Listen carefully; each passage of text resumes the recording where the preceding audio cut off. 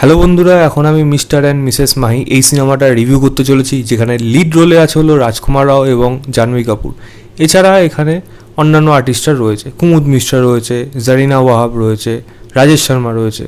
তো গল্পটা যদি এখানে ছোট্ট করে বলি, রাজকুমার রাও যে একসময় ভালো ক্রিকেট খেলতো এবং সে ক্রিকেটার হওয়ার স্বপ্ন ছিল, কিন্তু কোনোভাবে সেই স্বপ্ন ভেঙে যায় এবং তার মাঝখানে তার বাবাও একসময় তাকে বাধা হয়ে দাঁড়ায় এবং তার সাথে সম্পর্ক হচ্ছে এখানে জাহ্নবী ক্যারেক্টারটা।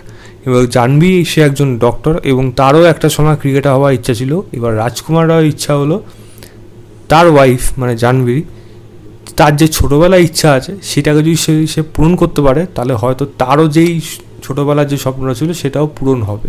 অ্যাট দ্য সেম টাইম তারও সেখানে একটা নাম হবে। এবং এই স্বপ্ন পূরণ করতে গিয়ে কি আলটিমেটলি কি তার মানে ওয়াইফের ভবিষ্যৎটা কি ভালো হয় না খারাপ হয়ে যায়, এবং যদি করতে পারে তাহলে কি তার নাম মানে হয়, এবং সে কি একজন নিজের ওয়াইফকে বড় ক্রিকেটার হিসেবে প্রতিষ্ঠিত করতে পারে, দেশের হয়ে খেলতে পারে। এর থেকে বেশি জানতে হলে সিনেমা হলে গিয়ে 2 ঘন্টা 14-15 মিনিটে এই সিনেমাটা আপনাকে দেখতে হবে। দেখুন, সিনেমার মধ্যে কিন্তু ডেফিনেটলি ভালো জিনিস রয়েছে আর খারাপ জিনিসও রয়েছে। তো ভালো জিনিসগুলো আগে আলোচনা করি। প্রথম কথা হলো, দেখুন, গল্প হিসাবে এইটাকে আমি খারাপ গল্প করবো না। এটাকে আমি যেই বেস হিসাবে বা যেই জনা হিসাবে আমি সিনেমাটা দেখতে গেছিলাম, সেখান থেকে আমি একটু অবাক হয়েছি বা বলতে গেলে হতাশও হয়েছি। কিন্তু অ্যাট দ্য সেম টাইম যেই গল্পটা আমাকে এখানে দেখানো হয়েছে সেটাকে কিন্তু আমি খারাপ বলবো না। এটাকে আমি একটা ভালো রোম্যান্টিক ড্রামা বা কাইন্ড অফ যার মধ্যে একটা মানে খেলার ছোঁয়া রয়েছে এরকম ধরনের একটা সিনেমা বলতে পারি। তো গল্পের দিক থেকে কিন্তু এটা খারাপ না, যেটা কিন্তু আপনাকে এনগেজ করে রাখবে। চিত্রনাট্য কিন্তু এনগেজ করে রাখে, এটা কিন্তু অস্বীকার করার জায়গা নেই। বোর আমি অ্যাটলিস্ট এই সিনেমাটা দেখে হইনি। 2 ঘন্টা 14-15 মিনিটের সিনেমা সত্য, এখানে কিন্তু বেশ কিছু জায়গা রয়েছে যেগুলো ড্রামার জন্য অনেক কিছু জায়গা উতরে গেছে।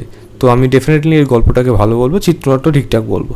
দ্বিতীয় বলবো এখানে পারফরমেন্স, যেখানে প্রধান সব থেকে ভালো পারফরমেন্স হলো এখানে রাজকুমার রাও। তার যে ক্যারেক্টারটা সে এখানে প্লে করছে, তার যে মানে চেঞ্জেস, তার মধ্যে যে একটা দিক আসে যেটা আমাদের কাছে প্রথম দিক থেকে হয়তো জানা ছিল না, একটা সময় তার সেই দিকটা উঠে আসে।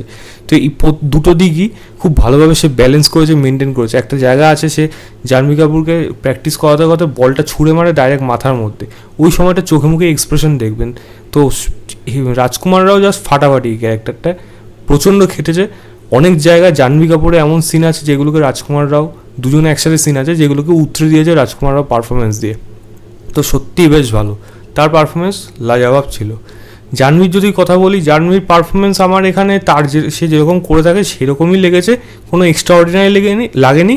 বরং বলা যায় আরও অন্য অভিনেত্রী থাকলে যিনি ভালো অভিনয় করতে পারেন তাহলে হয়তো আরও বেশি বেটার হতো। তবে জাহ্নবীকে আমার দেখতে খুব সুইট লেগেছে, এইটুকু আমি বলতে পারি। কুমুদ মিশ্রার পারফরমেন্স এখানে বেশ ভালো, যেখানে যেই জায়গাগুলো পেয়েছে খুব ভালো। সে তার সাথে তার ছেলের যে সম্পর্কটা আছে সেই দিকটা এখানে যেরকম উঠে আসে, যেরকম ক্লোজার পায়, সেগুলোও খুব ভালো। মানে রাজকুমারের সাথে তার মা জারিনা ওয়াহাবের যেই সম্পর্ক, মানে যেই দিকটা এখানে দেখানো হয়েছে খুবই কম সময়ের জন্য, এবং একটা পার্টিকুলার জায়গা রয়েছে সেখানে জারিনা ওয়াহাব একটা কথা বলে মা রিলেটেড, এবং মায়ের যে কী, মায়ের খুশি কোনটা, এই রিলেটেড একটা কথা বলে। যে ডায়লগটা আপনারা সিনেমাটা দেখবেন তখনই সিনেমাটা ফিল করতে পারবেন। আমি সেই ডায়লগটা পুরো বললাম না, ওই জায়গাটা জাস্ট ফাটাফাটি ছিল, মানে চোখে জল এনে যাওয়ার মতো, হাততালি দেওয়ার মতো। তো বেশ ভালো ছিল, জানি না হবে পারফরমেন্সও ভালো। রাজেশ শর্মা আমার ঠিকঠাক লেগেছে। বাকিরা সেরকম করে আহামরি করে হাইলাইট করার মতো কোনো পারফর্মার আমি এখানে সেরকমভাবে দেখিনি, তো সেগুলো আমি ঠিকঠাকই লেগেছে। গানের যদি কথা বলি, গান আমার খারাপ লাগেনি, মোটামুটি লেগেছে, যেগুলো ঠিক আছে। হ্যাঁ, আমি যদি কাজটা নিয়ে আমি কথা বলি টেকনিক্যাল দিকে অনেকগুলো মানে দিক আছে যেগুলোকে ভালো দিক হিসাবে বলা যায়, বা কিছু জিনিস আছে যেগুলোকে খারাপ দিক হিসেবেও বলা যায়। এবং ক্লাইম্যাক্সটাও যেখানে সিনেমাটা শেষ হচ্ছে সেখান দিয়ে একটা ভালো নোটে শেষ হচ্ছে, এবং সেখানে দুজনের কেমিস্ট্রি, আমার জাহ্নবী এবং রাজকুমার রাওয়ের কেমিস্ট্রি কিন্তু বেশ মজার, সুইট লেগেছে, এইটুকু আমি বলতে পারি। তবে সিনেমার মধ্যে খামতি আছে কি, প্রধান কথা হলো এই যে ক্যারেক্টারটা এখানে প্লে করছে, তার যে ক্রিকেটার হওয়ার স্বপ্ন, এই স্বপ্নটা যখন সে সত্যি হয়, তার আগে যে তার যে লড়াইটা, সেই লড়াইটাকে যদি আমরা অনুভব করতে না পারি বা দেখাতেই না পারে বা যদি নাই দেখায়, তাহলে কি করে সেই সফলতার মজাটা আমরা মানে উদযাপন করতে পারবো। একটা আন্ডারডগ হয়ে সে কিভাবে একজন সবথেকে বেস্ট হচ্ছে, তো সেই আন্ডারডগের গল্পটাকে আমাকে বলতে হবে। তার লড়াই, কঠিন সময়, কি হার্ডেলস আসছে ওই জায়গাগুলো, সেগুলোকে তো দেখাতে হবে, তবেই তো না এই সিনেমাটা মানে ইমোশনালি টাচ করবে। এই সিনেমাটা ইমোশনালি সেই জায়গাগুলো টাচ করতে পারে না। ড্রামা পোর্শনে ঠিক আছে, কিন্তু একজন ক্রিকেটার হয়ে যেই স্বপ্নটা পূরণ করছে, একজন মেয়ে সেই স্বপ্নটা পূরণ করছে, সেই জিনিসগুলো এই সিনেমার মধ্যে নেই। ক্রিকেটের পোর্শন খুবই কম রয়েছে, একটা সময় আছে কিছুটা পোর্শন রয়েছে, কিন্তু যেই ধরুন কোনো শট খেলা হচ্ছে সেগুলোকে না খুব ক্লোজ আপ শট দেওয়া হচ্ছে, মানে কোনো সিঙ্গেল টেকে সেই শটগুলো নেই, এগুলো প্রত্যেকটাই কাট শটে রাখা হয়েছে এবং সেগুলো দেখতে মানে ফ্রি স্টাইল ক্রিকেট যেরকম শট যেরকম দেখানো হয় সেরকম টাইপের একটা দেখানো হচ্ছে, তাই ক্রিকেটটাও এখানে অনুভব করা যাচ্ছে না। এবং এই লড়াইটা ক্রিকেটার হওয়ার পেছনে তার যে কষ্টটা সেটাও যে অনুভব করব সেই জিনিসটাও তো নেই, গল্পের মধ্যেই তো নেই সেইগুলো, সেই স্ট্রাগলটাই নেই। তো সেই জায়গাগুলো আমার অ্যাটলিস্ট হতাশ করেছে, যেটা আমি সিনেমার শুরুর থেকে বুঝতে পারছিলাম যে গল্প এদিকে যাচ্ছে না। ড্রামা হিসাবে ঠিক লাগছে, বাট এই জিনিসগুলো থাকলে আরও অনেক বেশি বেটার হতে পারত। এবং কিছু দিক রয়েছে যেগুলোকে ছোট ছোট দিক বলা যায় সিনেমার মধ্যে, টেকনিক্যাল দিকে সেগুলোকে খারাপ লাগে। ক্যামেরার কাজ আমার এখানে খুব একটা ভালো লাগেনি, মানে সিনেমাটোগ্রাফির কাজ খুব একটা ভালো লাগেনি, এর থেকে আরও বেটার হওয়া প্রয়োজন ছিল। এবং প্রিমিয়ামনেস কাজটার মধ্যে মোটামুটি রয়েছে, বললাম কিছু জিনিস ভালো রয়েছে কিছু জিনিস খারাপ রয়েছে, এরকম সব মিলিয়ে রয়েছে। এবং এই যে মানে সিলেক্টার্সটা তারা যে সিলেক্ট করছে তার পেছনে যে কী কী কারণ আছে, জাস্ট একটা ম্যাচ 4-6 এইগুলি কি শুধু নির্ভর করে? আমার তো মনে হয় না।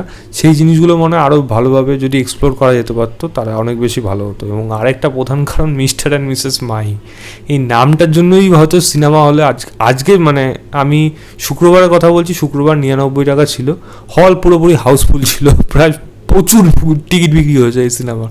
তো এই একটা দিন মোটামুটি ভালোভাবে কামিয়ে নেবে, কিন্তু পরের দিনকে এই সিনেমাটা কামাবে। ওই জন্য আমি থাম্বনেলে ওইটা লিখেছি যে নাম ভাঙিয়ে কি সত্যি এই সিনেমাটা ভালো দর্শক টানতে পারবে? আমি জানি না, আমার মনে হয় না হয়তো সেই জিনিসটা হবে।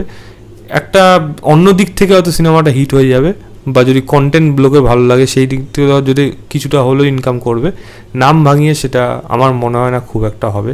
এবং যার নাম নেওয়া হয়েছে সে কি আছে সেটা আমি আর আলাদা করে বলছি না, সেটা আপনারা গিয়েই দেখুন, আমিও তো সেগুলো দেখেছি। যাই হোক, আপনাদের ব্যাপার, আপনারা দেখে তারপর বলবেন আপনাদের কেমন লাগলো। তো এই ছিল আমার overall review mister and Mrs Mahi বলে সিনেমাটা। আমি সিনেমাটাকে একটা ভালো, আমি ওয়ান টাইম ওয়াচ হিসেবে 3 স্টার দেবো আউট অফ 5। ভিডিওটা ভালো লাগলে লাইক শেয়ার এবং চ্যানেলটাকে সাবস্ক্রাইব করে দেবেন। বাই।